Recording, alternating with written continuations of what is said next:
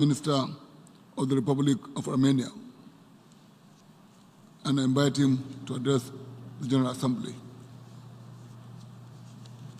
Thank you very much. Mr. President, Excellencies, ladies and gentlemen.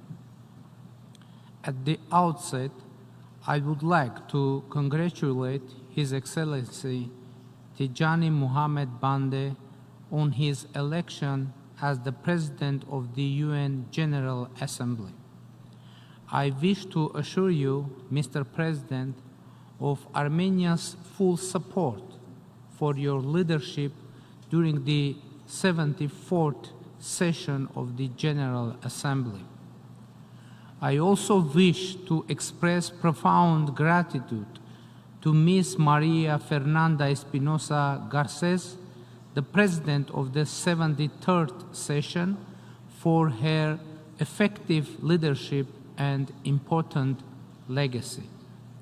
Ladies and gentlemen, this is my second opportunity of representing my country in this august body as Prime Minister of Armenia.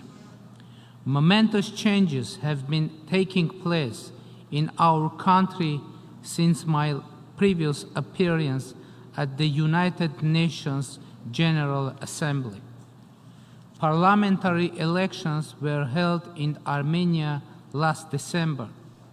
For the first time in about 25 years, these elections and their results were fully accepted by our public and not contested by any political party. They received the best possible assessment by the international observers who held them as free, fair, and transparent. This was a major achievement of the Armenian non-violent Velvet People's Revolution of 2018. Armenia's peaceful revolution received praise and recognition by the international community. The international media acknowledged Armenia's role in the global democratic surge as hope for global democracy. In recognition of our democratic achievements, The Economist magazine proclaimed Armenia as the country of the year in 2018. Our determination to advance democracy and reforms is solid, uncompromising, and unwavering. It is based on the strong mandate of our people, to whom we are accountable in delivering reforms, securing justice, improving economic and social conditions, and developing our nation. Our democratic transformation and zero-tolerance policy against corruption are not without resistance from former corrupted elites. Their vast financial resources are directed at escaping justice. Our government has not pursued a single case of redistribution of property. At the same time, our resolve to press with reforms and justice is unwavering.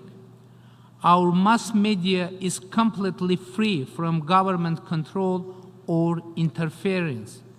However, some of them are not free from meddling and control from the same old circles of former government, fabricating fake news and spreading mistrust in the public about the origins and purposes of the Velvet Revolution. Despite any challenge, our resolve to promote and protect freedom of media is unrelenting. We have witnessed plenty of suspicion about the nature and purposes of our revolution.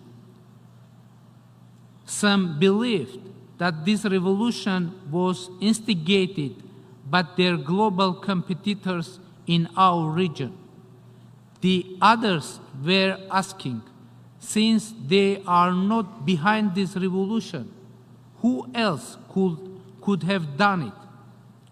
From this high podium, I would like to firmly state once again that the Velvet Revolution in Armenia was carried out by its proud citizens in manifestation of their will to reject corruption, abuse, and monopolization of power, consistent falsification of elections, and political frauds. There is absolutely no need to approach the free expression of will of the Armenian people, who are the ultimate sovereign of the country, from the angle of the competition of global powers. The political transformations in Armenia were about the fulfillment of a dream to have a free, democratic, and happy country, a dream which was born in the late 1980s at the end of the Cold War and led our people to independence. Ladies and gentlemen, Armenia's non-violent, velvet people's revolution is a proof of the potential of democratic change in the contemporary world. But the revolution was just the beginning of our mission, and probably even the easiest part of it. Currently, we are in a new, more important and difficult stage of our mission. We should prove that democratic transformation in Armenia is sustainable. We are proud to have already delivered some concrete results. Our economy is growing steadily and quite rapidly. The growth is based on a very important ideological transformation which has occurred in our country. The individual effort of every citizen does matter. This principle is the most important driving force of our economic revolution. And the most important mission of our government is to inspire and convince our citizens to trust their talent and ability to make real changes. Individual efforts have been the main formula of success of our political revolution. Before the revolution, there was only a small group of people who believed that individual effort could bring about political changes in our country. But today, this is a commanding idea for the overwhelming majority of Armenian citizens. Therefore, our overall goal is to accomplish the economic revolution exactly in the same way that the political revolution was achieved earlier. Reforming and strengthening institutions are the most powerful instrument we possess in addressing the challenges that democratic Armenia is facing today. Immediately after coming to power, we initiated a package of drastic measures to establish democratic institutions that have never existed in our country before. Among the measures are, for example, the effort aimed at establishing an independent judiciary, anti-corruption bodies, and level playing field for all economic and political players. Empowerment of women is yet another area where we have made bold steps to register visible results. The most important part of our institutional reforms is education. We believe that only through promoting education we can make our democracy irreversible and can achieve sustainable economic growth. Our vision is to make lifelong education a nationwide activity for all layers of our society, from children to adults. The Armenian government is determined to continue institutional reforms, but we also count on the support of the international community to stand with the young Armenian democracy to address its challenges. We need to have access to international best practices to save time and resources. We need to avoid the mistakes previously made by other democracies to make our democratic reforms more fruitful and efficient. Taking this opportunity, I want to express my gratitude to all our international partners who are fully committed to assisting our reform agenda. In particular, we are grateful to the United Nations and its programs and agencies, as well as to regional partners, including the European Union and the Council of Europe. In fact, I mentioned the United Nations, our global organization embracing the whole of the international community, and I hope all members of the international community would like the Armenian democracy to succeed. Ladies and gentlemen, unfortunately, the world has not become a safer place for all of us throughout this year. It is difficult to find any region in the world which is not destabilized or impacted by tensions in the neighborhood.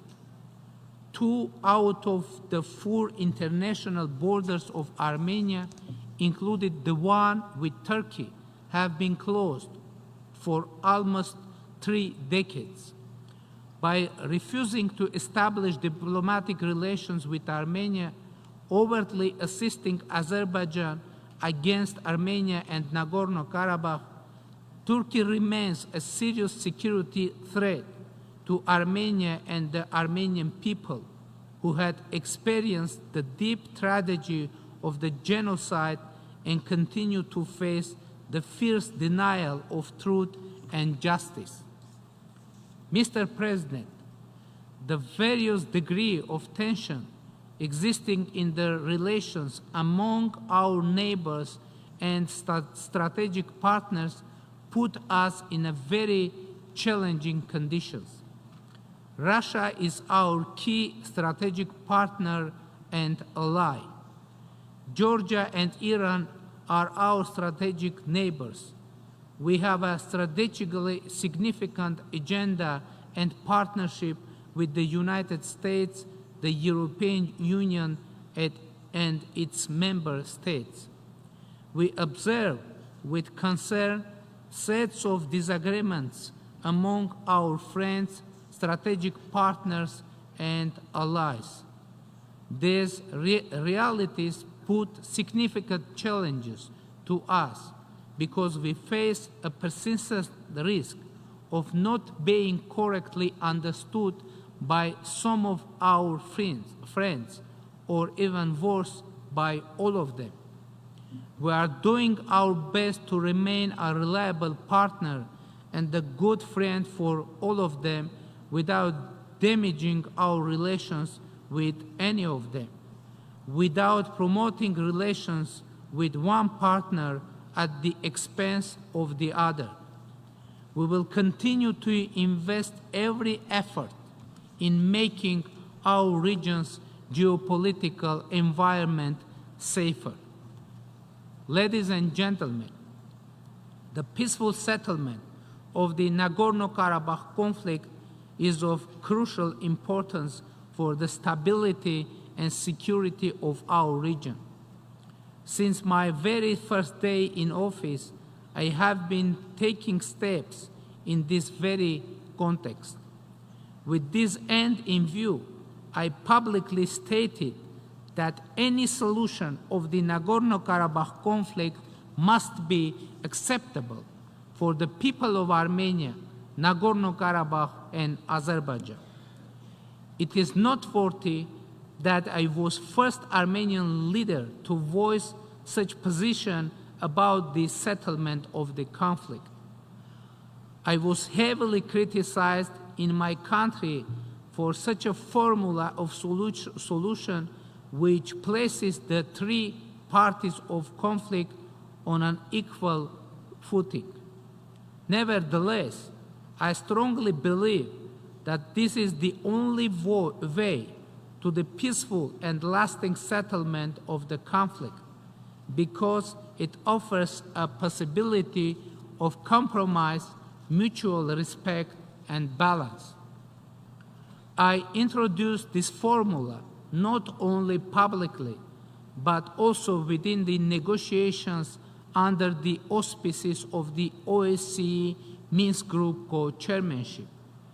In order to move forward, I expected similar statement from Azerbaijan. However, the highest authorities of Azerbaijan remain on their position, which aims at a solution of the Nagorno-Karabakh conflict acceptable only for the people of Azerbaijan. What does it mean in reality? It means that the Azerbaijani authorities do not have any intention to solve this conflict. Instead, they want to defeat the people of Nagorno-Karabakh. They don't want to seek any compromise. What they aim at is a revenge for the unsuccessful attempted aggressions against the people of Nagorno-Karabakh in 1990s and in 2016. This is why they are inflaming anti-Armenian sentiments among their people. This is why they are spreading enormous resources on armament. This is why the anti-Armenian hate speech has become official policy in Azerbaijan. In fact, the Azerbaijani authorities want to bring back the Soviet time status of Nagorno-Karabakh, but it is a futile effort because the people of Soviet-era Nagorno-Karabakh autonomous region declared their independence and exercised self-determination as did Azerbaijan, seceding from Soviet Union. This position of Azerbaijan is tantamount of claiming restoration of Soviet Union.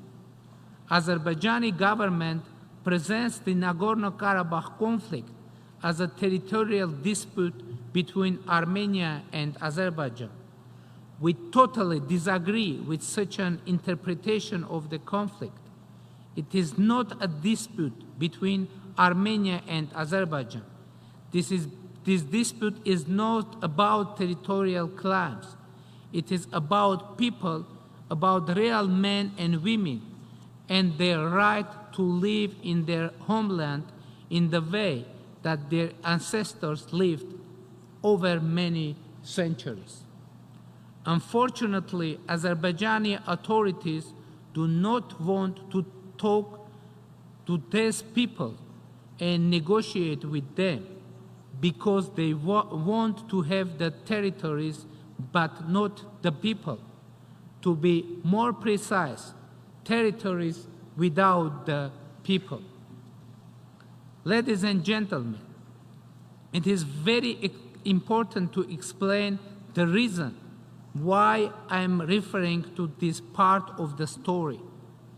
Do you think I want to contribute to the tension in our region?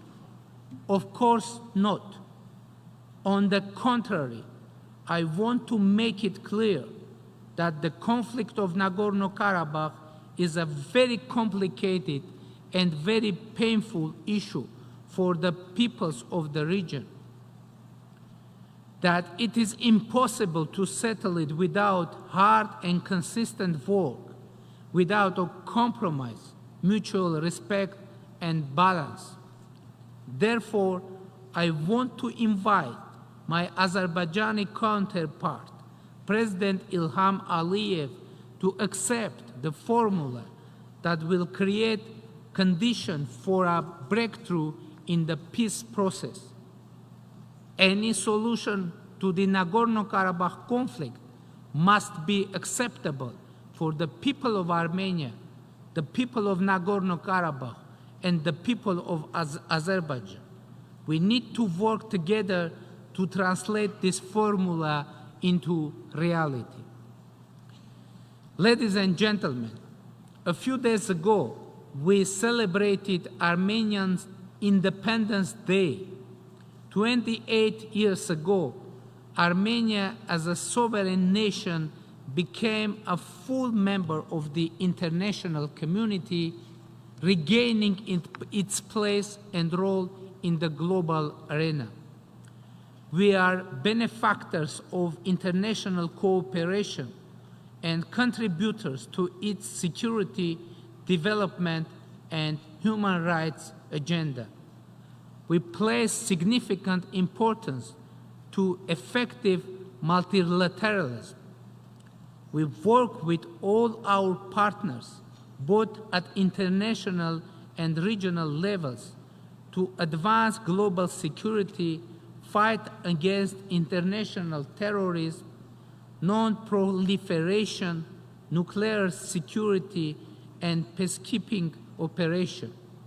Armenia participates in the international peacekeeping operations in Lebanon, Mali, Kosovo, and Afghanistan, and carries out a humanitarian mission in Syria, delivering medical assistance and humanitarian demining to the benefit of the civilian populations affected by crisis.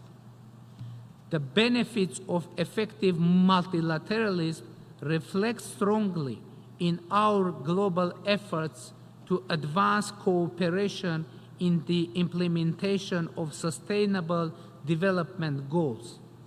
In Armenia, the process of the nationalization of SDGs complements the launch of the ambitious transformational national strategy for 2050, which involves 16 mega goals embracing all the SDGs.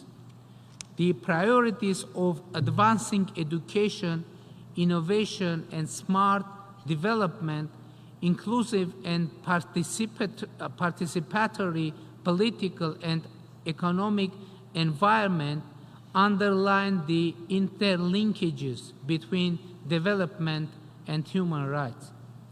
Further advancing the role of women and youth is of critical importance for Armenia. We will continue to focus on all these issues, both domestically and in our international agenda. Enhanced integration of economic and environmental policies is of high importance. Having registered a 1.3 degree Celsius average temperature increase, Armenia is already facing the negative impact of climate change. To address this global challenge, we have been working to develop an innovative climate finance mechanism, which is part of Armenia's national pledge for the Climate Action Summit of the Secretary General. Promoting sustainable development and human rights should be an inclusive process. It should be made accessible to everyone, regardless of political status or geographical location. No one should be left behind, including the people of Nagorno-Karabakh, who should have access to the same tools of sustainable development available for others. Nagorno-Karabakh should be able to benefit from international financial and technical assistance to strengthen human rights, eradicate poverty, improve education, respond to climate change, and build an inclusive society. Armenia, as a democratic country and a reliable member of the international community, will continue to make its contribution to the international cooperation to maintain global peace and security, to promote sustainable development, and to protect human rights and fundamental freedoms. We are committed to a constructive dialogue with all international partners to address common challenges and provide progress and prosperity for our nations. We are against dividing lines and the policy of confrontation. We are against closed borders, which are considered redundant and unacceptable in the 21st century, but still exist in our region. As a nation that has experienced the horrors of genocide in the past, we stand for promoting mutual understanding and peace in our volatile region. The policy of escalation and arms race based on elusive hopes for military superiority has no future in the South Caucasus. The people of our region deserve to live in peace and prosperity, freely exercise their human rights and freedoms, build brighter future for themselves and their children. Thank you for your attention.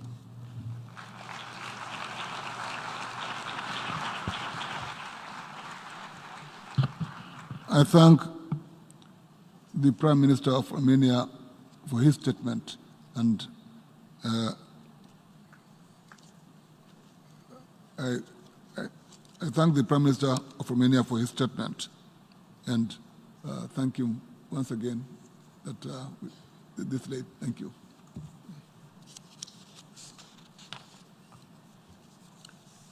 Yeah.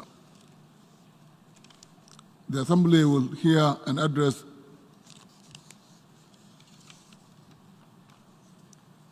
by His Excellency